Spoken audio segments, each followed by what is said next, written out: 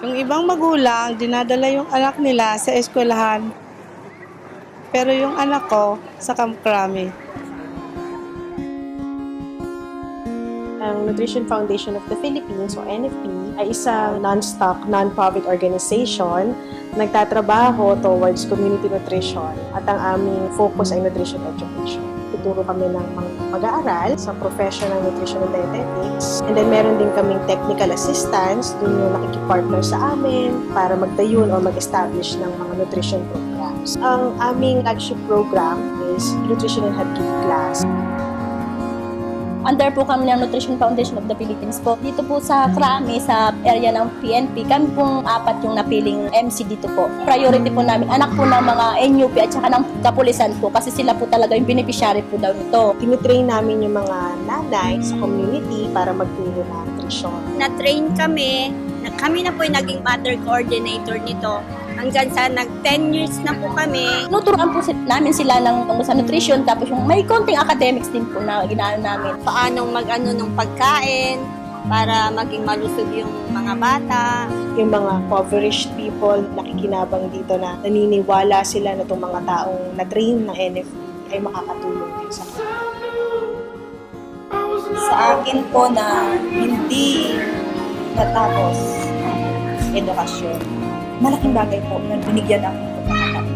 Siyempre, yung first step pa lang nila sa pag-aaral nila, medyo nahihirapan. So, sa tulong ng mga teacher dito, nag-improve sila. Ngayon, nakakapagbasa na sila, nakakapagsulat na sila. Kailangan po ang edukasyon sa isang bata kasi kung hindi po sila makakapag-aral, ano po magiging kinabukasan nila? Kaya nutrition is not just about being malnourished.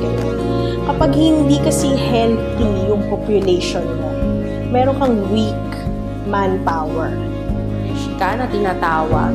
At kung halimbawa paglaki mo ay hindi mo yun na-achieve, yung mga susunod na henerasyon maapektuhan rin. So yung anak mo, yung apo mo, hanggang doon sa kaapu-apuhan ng apo mo, pwede rin siya maging malnourished dahil kulang siya sa kaalaman at pag-aalaga.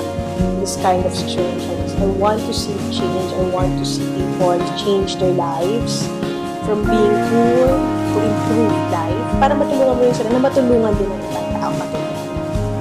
Dati, ang barangay ay salat sa kaalaman tungkol sa wastong pagkain. So, nung pumasok ang NFP, pangamulat sa kanila kung ano ang kahalagahan nito. Sa ngayon po ay tinatangkilik na ng mga barangay council ang nutrition. Sinasakayunan din po nila ito bilang pagpapatupad sa mga paaralan ng daycare center. Masaya ako kasi nag-aaral. Mami ako naging kaibigan.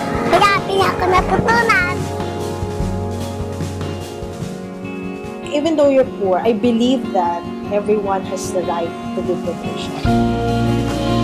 If we start investing on our people now, yung mga ipagbubuntis ng mga bata ngayon sa susunod na mga panahon, mas magaling sila or mas malusog kumpara sa mga nauna sa kanila.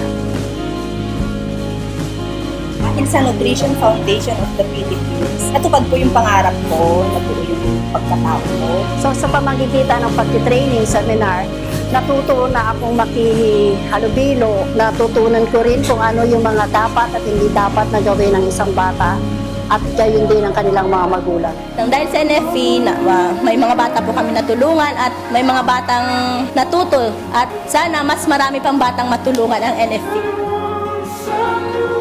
Ang mission ng Nutrition Foundation of the Philippines ay to contribute to the attainment of well-nourished families in the communities.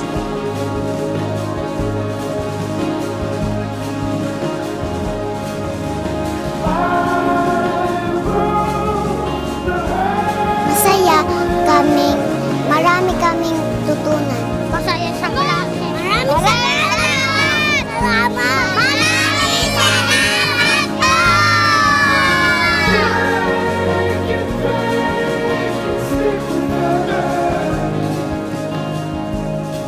We invest in nutrition.